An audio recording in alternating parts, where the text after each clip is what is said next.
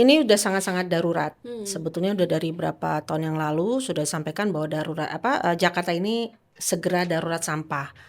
Jadi setiap hari itu yang kurang lebih ya, bisa lebih itu 8.000 ton per hari yang dibuang ke Bantar Gebang. Kondisi saat ini Jakarta sangat terganggu untuk darurat sampah dan sangat terganggu untuk pengangkutan dan lain-lainnya, ini terganggu sekali.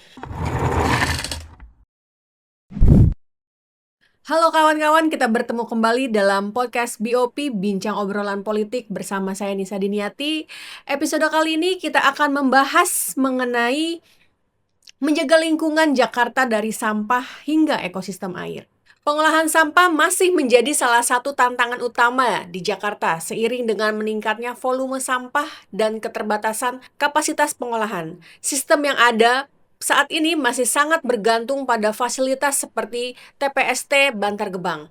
Di sisi lain, kondisi ekosistem perairan juga menghadapi tekanan, salah satunya ditandai dengan meningkatnya populasi ikan sapu-sapu di sejumlah sungai. Fenomena ini sering dikaitkan dengan kualitas air dan keseimbangan ekosistem yang terganggu. Hal ini menunjukkan bahwa pengolahan sampah dan kesehatan lingkungan perairan merupakan isu yang saling berkaitan dan memerlukan pendekatan yang terintegritas. Bersama narasumber episode BOP kali ini, Yuke Yurike, Ketua Komisi DPRD DKI Jakarta.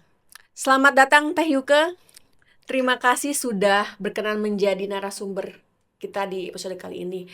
Nah, kita langsung aja akan membahas tentang ekosistem dan pengolahan sampah di Jakarta yang masih menjadi masalah penting dan harus segera ditangani. Oke, kita silakan Teh Yuke. Ya, makasih banyak Nisa dan BOP. Makasih udah diundang ke acara ini. Dan memang kalau misalnya kita tadi cerita tentang sampah dan kondisi sampah yang ada di DKI Jakarta khususnya ya, karena kebetulan saya di DKI Jakarta, ini udah sangat-sangat darurat. Sebetulnya udah dari berapa tahun yang lalu sudah disampaikan bahwa Jakarta ini segera darurat sampah. Karena memang 2000 waktu itu sudah diperkirakan lokasi TPA-nya Jakarta itu kan dari Bantar Gebang, itu udah nggak menampung lagi. Jadi dari ratusan hektar di situ itu sudah ada, mungkin sudah pernah lihat ya, itu selain memang sudah menumpuk gunungannya, udah nggak mungkin lagi semakin tinggi, terus juga ini kan riskan karena sampah yang ditumpuk. Walaupun dipadatkan, tetapi tidak ada penanganan yang khusus, mungkin pakai tanah atau apa gitu seperti kayak batu bara gitu ya. Ini benar asli murni sampah. Nah, sehingga yang menjadi PR buat DKI Jakarta udah punya perda mengenai sampah, terus juga sudah ada Pergub 77 mengenai pengolahan sampah di tingkat RW. Di tingkat lingkungan, udah gitu mewajibkan setiap RW itu sudah harus memiliki bank sampah, dan itu dari 2020 ternyata juga belum sanggup untuk mengurangi sampah yang signifikan. Jadi setiap hari itu yang kurang lebih ya, bisa lebih itu 8.000 ton per hari yang dibuang ke Bantar Gebang. Dan mungkin sangat disayangkan beberapa waktu yang lalu terjadi longsor sehingga menyebabkan ada kematian atau korban jiwa di sana, dan ini yang sangat kami sesalkan juga karena memang selain kondisi waktu itu hujan cukup banyak, tapi berarti ada hal-hal lain yang mungkin ini semuanya sedang diselidiki. Tapi intinya terjadilah musibah seperti itu. Jadi ini yang membuat kondisi saat ini Jakarta sangat terganggu untuk darurat sampah dan sangat terganggu untuk pengangkutan dan lain-lainnya, ini terganggu sekali. Jadi mungkin kalau Nisa ngerasain ya berapa minggu ini, di kami juga banyak pengaduan yang biasanya misalnya seminggu sekali diangkut atau mungkin seminggu berapa kali. Ya, ini banyak pengaduan yang terhambat. Ini disebabkan karena di Bantar Gebangnya juga sedang dirapikan, Karena longsor tersebut itu mengakibatkan akses kendaraan dan juga untuk membuang sampahnya itu juga jadi terkendala. Nah, ini jadi beberapa hal dalam waktu yang cukup beberapa bulan ini kan jadi sorotan, sehingga Jakarta kayaknya harus betul-betul punya ngebenahin sampah secara efektif lagi. Hulu hilirnya juga mungkin ada beberapa program harus kita evaluasi, dan bagaimana untuk akselerasi percepatan, karena menurut Kementerian Lingkungan Hidup sudah menyampaikan Agustus ini juga ada pembatasan untuk open dumping. Kalau misalnya dibatasi ataupun tidak boleh misalnya ngebuang kita secara open dumping seperti yang di Bantar Gebang, nah sampah yang 8.000 ton ini dikemanakan. Dan bagaimana dalam waktu sekian bulan ini harus percepatan seperti itu. Ada beberapa tempat, misalnya mungkin kalau dengarkan di Jakarta itu sedang ada sudah dibuat sebuah pengolahan sampah yang hasilnya adalah RDF di Rorotan, tapi memang belum optimal. Harusnya kalau sesuai dengan perencanaan mereka, kalau optimal itu bisa ngurangin 2.500 ton sampah yang akan diolah menjadi RDF. Yang RDF kerjasama dengan pabrik semen untuk dijadikan bahan bakar pengganti batu bara. Nah, tetapi yang sekarang sedang berjalan itu masih kurang dari 700 ton, lagi mau coba dioptimalkan. Dan sampah yang masuk, karena tadi kita bilang kalau di Indonesia ini kan cenderung banyak sampah basah ya, sampah basah rumah tangga organik yang masih tercampur. Kita juga belum budaya pilahnya, belum semuanya teredukasi dan melakukan itu, sehingga membuat sampah-sampah yang masuk ke sana. Ditambah lagi kemarin beberapa kendala, ada bau dan lain-lain, itu karena angkutan sampahnya juga ada yang campur, ada yang mungkin sudah cukup baik sehingga air lindi sampahnya itu tidak berceceran, tapi ada juga yang masih yang lama, tapi akhirnya kan Pak Gubernur sudah menghentikan. Jadi yang masuk ke Rorotan untuk percobaan itu adalah truk-truk sampah atau kompaktor yang memang sudah mumpuni. Nah, itu juga untuk mengurangi hal-hal yang bisa menyebabkan komplain dari warga dan lain-lain, karena namanya, bayangin kalau misalnya sampah kita 2-3 hari aja nggak diangkut, kan bau. Apalagi kalau itu sampah basah, airnya netes aja, itu bau banget. Nah, bayangin kalau sekarang udah basah, ditambah hujan, kita tempat penampungan sampah, tempat sampah kita tidak tertutup, mungkin tidak di plastik apa tidak di karung, kena hujan, diangkut lagi, bercecer, nah seperti itu. Jadi sangat-sangat kompleks masalah di Jakarta, belum lagi sampah kawasan seperti industri ataupun horeca, hotel, restoran, kafe itu kan banyak banget. Sekarang banyak juga pabrik dapur-dapur MBG itu kan sampah organik juga tambah. Terus apakah semuanya sudah bisa dipisahkan? Ada nggak yang ngolah sampah organik secara khusus? Ada. Tapi udah optimal apa belum? Belum. Karena seperti organik itu bisa diolah jadi kompos, bisa diolah pakai jadi pakan magot gitu ya. Magotnya nanti mungkin bisa untuk makan ternak, terus juga mungkin bisa diolah lagi. Terus juga ada yang ekoenzim. Tapi kan belum semuanya melakukan itu. Belum semuanya di lingkungan warga, terus di bank sampah itu optimal. Kalau untuk sampah plastik, sampah kertas itu mungkin udah banyak ya.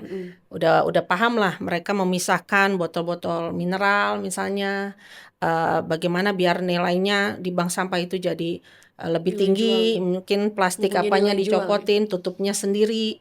Kertas juga sudah mulai familiar memisahkan, dipilah itu jenis-jenis beberapa kertas. Tetapi misalnya kayak pedagang-pedagang kaki lima atau rumah tangga, minyak misalnya, minyak jelantah. Nah, itu juga kita jadi kan permasalahan biasanya. Ya, cukup jadi permasalahan, walaupun sudah ada bank sampah atau pihak ketiga yang memang menampung minyak jelantah. tapi cara menampung, cara mungkin dia juga secara harga, secara penjemputan. Nah, itu kan juga belum semuanya tahu. Paling praktis kadang memang dibuang. Iya. Sampah lah, minyak itu berbahaya banget tuh kalau kita buang ke saluran-saluran drainase, saluran-saluran mikro, saluran-saluran ataupun sungai. Jadi ya Jakarta mungkin menuju 5 abad 2027 nih, tahun depan kita 5 abad, ternyata masih banyak PR yang harus dibenahi, khususnya terkait sampah. Keterkaitan sampah nih Teh sama dengan kualitas air yang kemarin juga sempat ditangani sama Pak Gubernur ya. Masalah banyaknya meningkat ekosistem ikan sapu-sapu. Iya. Itu gimana tuh Teh? Ya, jadi masalah Jakarta ini kan tadi terkait sampah, terus banjir. Tadi cerita saluran. Jakarta kan dialiri 13 sungai. Jadi harusnya kan kita sudah harus paham bahwa kita hidup dengan 13 aliran sungai. Itu juga yang selalu saya sampaikan, kita harus hidup, harus ngerti gimana sih tinggal di DAS misalnya, yang tinggal di daerah aliran sungai, secara bagaimana melindungi alam, bagaimana merawat itu yang kita juga harus pahami. Kadang kan tinggal di kota besar dia nggak tahu, nggak ngerti cara ternyata yang dia lakukan ini merusak lingkungan dan sebagainya. Kalau pernah atau nanti kapan-kapan coba Ciliwung aja, itu kita bisa pakai perahu ya. Kita lihat sepanjang itu banyak sekali ekosistem pohon dan lain-lain yang tadinya mungkin rindang, ditanemin bambu itu kan bisa buat ngiket air, atau tanaman-tanaman yang buat ngiket air biar nggak abrasi. Itu sudah banyak karena tergerus sama aliran sungai, terus sungai yang juga ngandung sampahnya banyak, pendangkalan. Udah gitu banyak dibangun di lereng-lereng pemukiman yang itu rawan longsor banget. Nah, terus juga yang kembali mau dihidupkan itu kan sungai itu harusnya, sungai ataupun kali itu kita bukan membelakangi, tetapi kita hadapi itu tampak depan. Karena selama ini kadang-kadang itu kayak belakang rumah kita, jadi kayak buat sampah segala macam kan dibuang. Padahal kan di mana-mana kalau view-nya riverside kan biasanya lebih mahal kan. Nah, itu kadang-kadang yang suka salah gitu. Jadi banyak sekali orang paling praktis ya buang sampah di laut, di kali. Belum kita cerita saluran-saluran mikro, got-got kecil, apalagi tinggal Jakarta ini kan padat banget ya. Padat penduduk, ruang terbuka hijau aja kurang, saluran aja kadang jalanan tuh cuman berapa, nggak sampai semeter, di bawah 1 meter itu juga di tengahnya saluran. Itu masih juga banyak orang dengan gampangnya membuang sampah-sampah plastik dan lain-lain itu di saluran-saluran itu. Jadi sering akhirnya selain memang itu membuat mampet, itu mengakibatkan banjir dan juga sampah, limbah dan lain yang dibuang di saluran dan akhirnya ujung-ujungnya ke sungai ataupun kali, itu menyebabkan sungai dan habitatnya itu kan tercemar. Nah, sehingga muncul fenomena yang belakangan ini menjadi concernnya Pak Gubernur juga, ikan sapu-sapu. Kita tahu selalu ya ada sih pasti ikan sapu-sapu itu di setiap sungai ataupun kali. Tapi ternyata luar biasa dahsyatnya mereka hidup secara masif banget, dan ikan sapu-sapu ini kan hidup di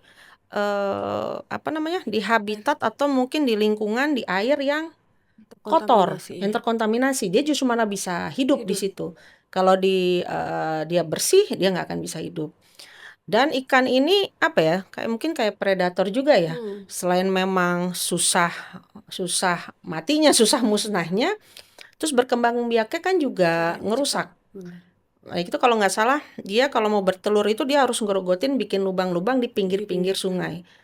Dengan masifnya seperti itu, semakin berkembang biak, udah gitu dia sulit musnah karena kan kulitnya tebel dan lain-lain. Dia makanin yang ekosistem lain yang mungkin lebih lemah dari dia. Terus pada saat mau bertelur dia harus membuat lubang-lubang, itu kan bisa membuat longsor ataupun tanah yang secara tidak langsung itu akan merusak. Jadi dengan gerakan mungkin kalau yang nggak paham dianggapnya ini apa sih, kok jadi sibuk ngurusin sapu-sapu, ya kan? Ternyata itu tanda bahwa secara ekosistem itu tidak baik-baik saja. Jadi ada instruksi seperti itu, walaupun kita harus bebenah, tidak hanya ngurusin sapu-sapu aja ya. Habis itu apa yang kita harus rapikan, tetapi intinya adalah masyarakat kita khususnya yang memang tinggal di daerah aliran sungai, sumber-sumber air dan lain-lain, ya kita harus jaga ekosistem dan kita juga harus mengetahui bagaimana melindungi itu. Terus juga yang mungkin sering juga kita himbau, kita kan harus ada kontrol ya, harus kita cek setiap sumber air yang ada di Jakarta yang biasanya mungkin jadi sumber untuk, kan masih ada yang pakai untuk nyuci, mungkin ada yang dikonsumsi atau ada juga yang kalau mandi atau mungkin masih oke. Tapi kalau air tanah, kan ini pipanisasi PAM di Jakarta kan belum semua nih, lagi dikejar semua. Ada yang masih menggunakan sumur ataupun air tanah. Kalau dengan misalnya sungai yang ini tercemar atau sumber air mana tercemar, itu jaraknya apakah itu tidak tercemar. Nah, jadi kan itu juga kita minta dinas terkait seperti lingkungan hidup dan kebersihan untuk secara, atau SDA, untuk secara rutin mengambil sampel-sampel kualitas air, apalagi yang mungkin rawan dikonsumsi, untuk bisa ditelaah isinya ini apa. Sesuatu yang membahayakan Mungkin atau timbal tidak. atau apa. Nah, termasuk juga terkait ikan sapu-sapu yang banyak tontonan ini mau diapain. Udah gitu kan pada khawatir, biasanya kan suka jadi bercandanya tuh kan jadiin bahan untuk siomay lah, untuk apa gitu. Nah, mungkin dengan kondisi seperti ini kan juga ada edukasi juga ke masyarakat atau ke siapapun yang mungkin masih memanfaatkan itu, bahwa karena habitatnya dia tinggalnya di tempat yang kotor, yang mungkin tercemar, berarti kan kandungan yang ada di dalamnya juga membahayakan. Kami juga sudah minta ditelaah, diselidiki, terus kira-kira mau diapain ini limbah si sapu-sapu ini. Apa mau dimusnahkan karena memang berbahaya, atau masih bisa mungkin diolah untuk apa, mungkin pakan apa, atau seperti apa. Nah, ini juga masih PR karena ternyata lumayan banyak juga gitu. Bahayanya, khawatirnya dipakai atau disalahgunakan untuk dikonsumsi yang untuk makanan atau apa. Nah, itu yang berbahaya.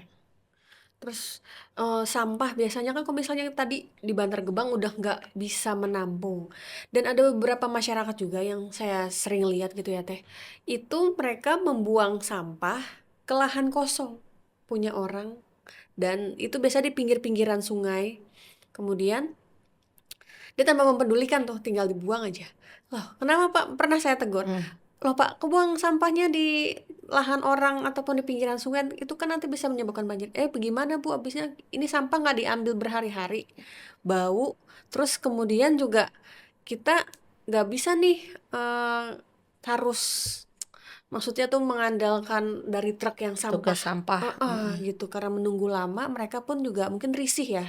Jadi jalan pintasnya, jalan cepatnya buang aja Bu di sini, lagi pula kan tanah lahannya kosong gitu. Itu banyak tuh sering terjadi kayak begitu juga tuh Teh. Banyak. Jadi yang menjadi kendala lagi sekarang apalagi di Jakarta ya, susah kan cari lahan untuk tempat penampungan sampah sementara.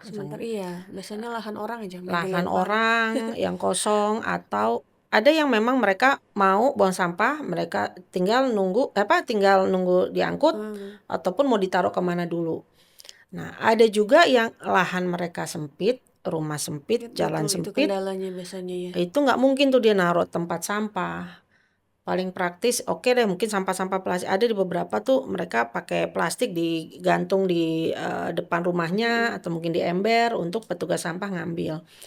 Nah, petugas sampah juga kan sampai menjangkau ke rumah itu kan nggak semuanya. Harus pakai Petugas gerobak kali airnya misalnya ada kan. yang petugas sampah mandiri yang biasanya dibayar oleh urunan warga gitu. Nah, jadi macam-macam problem sampai ada yang bilang gini, kita mau buang sampah kemana? Nggak Iya. disiapin tempat sampah. Kita siapin, pertama tempatnya ada enggak. Mm-mm. Kedua, jadi problem lagi. Dan itu terjadi. Begitu disiapin, bukan dia yang buang sampah di situ, tapi orang Orang. lain. Jadi tempat sampahnya orang-orang jadi problem. Makanya terkadang kalau misalnya ada satu kawasan di RT ada penanggung jawabnya, daripada berantakan, mereka minta disiapin kayak apa Sementara mungkin tampungan sampah. tempat sampah apa yang agak gede, kontainer atau bagaimana bisa disiapin. Tapi siapa yang bertanggung jawab dan jangan sampai itu jadi nambah masalah lagi. Iya. Nah, jadi kembali lagi sebetulnya mindset ya. Benar. Mindset sama kesadaran kita. Banyak pertama ada juga yang tadi nggak ada lahan, kedua dia kesel nggak diangkut-angkut daripada bawa di rumah gue, Iya, mendingan gue mending taruh di dibuang. tempat ini deh gitu, tempat toh tanah kosong juga tapi berantakan nggak diolah. Ada juga yang ya udah di pinggir-pinggir jalan kan, yang penting udah diplastikin dia buang aja, udah ditulisin banyak kita temuin udah ditulisin dilarang Dilarang buang buang sampah, sampah. sanksi segini, Iya. perda ini, justru di bawah-bawah situ tuh sampah-sampahnya. Ada juga yang mungkin kalau mau bayar mahal, terus Iya, kemana? kendalanya mereka Dia habis dagang nggak atau mau pulang, iuran. pas dia mau pergi kerja Sambilan. subuh-subuh tinggal tinggal buang. Makanya paling gampang adalah buang ke kali atau sungai. Nah, sebetulnya perda kita udah ada, sanksi ada. Waktu awal-awal tuh pada pada itu tuh pada tertib. Apalagi kan ditongkrongin tuh sama Iya, ada Satpol PP, begitu ada OTT, takut. Tapi kesini-sini terulang lagi. terulang lagi, apalagi kalau cuman sanksi sosial, ya Nggak ada efek nggak jerak. ada efek jerak. Mau bayar kan saya nggak sengaja apa segala macam. Jadi memang itu juga yang kita minta ditegakin lebih keras lagi. Dan memang harus dari kita-kita di warga juga yang terlibat. Kalau memang ada yang buang sampah sembarangan, kalau memang ketemu atau ibaratnya tangkap tangan gitu ya, ya kita harus berani negor ataupun mungkin langsung kita serahin untuk Satpol PP atau apa untuk sanksinya, baru dia jerak. Tapi sulitnya kita udah ngomong sama, kita susah nangkepnya Iya. karena kita Beda-beda. plototin di sini, dia buangnya di tempat Tempat yang yang lain lain. lagi. Jadi kesulitannya itu. Sehingga sampai kalau memang di wilayah-wilayah itu ada CCTV, nah kita kan bisa manfaatin tuh CCTV. Sampai ada yang bilang apa kalau perlu pakai terus nggak, tapi balik lagi sebetulnya memang kembali ke kesadaran masing-masing. kita masing-masing. Jadi memang dengan kondisi yang sekarang darurat sampah, saya yakin banyak yang lebih melek lagi bahwa oh ternyata kita ini menghasilkan sampah ini harus mikir karena ternyata di sana itu udah nggak sanggup untuk menampung lagi. Selain longsor juga kan gas yang dihasilkan sama sampah itu kan meledak ya Teh. Itu yang kita khawatirin kan itu panas ya uapnya, gas metan itu. Jadi kita mudah-mudahan bisa segera teratasi. Yang kita khawatirkan kemarin longsor pada saat hujan deras. Ini dengan mau di BMKG perkiraan ada El Nino Godzilla yang kemarau panas terik. Kita khawatirnya kebakaran ataupun gas metannya meledak. Apalagi kalau di Bantar Gebang itu kan memang masih banyak ada tenaga orang untuk milah tuh, pemulung-pemulung itu yang warga-warga sana tuh memang masih banyak di situ dan ribuan. Misal nih kalau kita nggak jaga banget di sana, mereka ngerokok, puntung kering, waduh kita udah ya agak-agak was-was juga, tapi mudah-mudahan lebih ketat lagi. Terus mungkin tentang K3-nya juga di sana harus betul-betul lebih diperhatikan. Terus juga baik itu warga, pemulung maupun pengemudi truk sampah juga harus betul-betul diworo-woro bahaya dan lain-lainnya, karena itu memang sudah Siaga membahayakan satu. ya membahayakan. Cuman ya PR-nya kembali lagi untuk yang di sumbernya, di hulunya ini Harus harus kita benahi ya. betul-betul kita benahin, kita push. Kita juga menyampaikan beberapa kali kita sepertinya harus bergerak bersama, bikin campaign yang kan waktu kemarin kan Setiap campaign Jaga acara ya. Jakarta. Iya. Yang kita harus pilah sampah dari rumah atau dari sumber. Terus atau mungkin stop nyampah atau bagaimana lah. Dan movement-movement yang melibatkan komunitas, mungkin mahasiswa, pelajar, dan semua unsur-unsur masyarakat, biar ini menjadi gerakan bersama bahwa Kesadaran kita ini semua ya. harus bisa mengurangi sampah dalam waktu dekat Oke. gitu. Nah, mudah-mudahan dengan dengan setiap sosialisasi, terus juga narsum-narsum, mungkin nanti juga membutuhkan tokoh-tokoh ataupun influencer yang bisa ikut Penggerak. menggaungkan movement ini. Harusnya sih nggak di Jakarta aja ya, Betul. secara nasional harus dibuat satu gerakan bersama bahwa Indonesia ini udah darurat sampah gitu. Ya sebetulnya sudah banyak sekarang sampah itu di negara-negara lain kan jadi cuan. Iya bener, aku lihat tuh ini pengolahan sampah jadi paving block. Paving block segala macam, sebenarnya ini duit, cuman kita harus segera bisa mengedukasi masyarakat Masyarakat. ini milah. Nanti tinggal pilahan sampahnya, siapa yang mau ngambilnya kan tinggal pihak-pihak ketiga.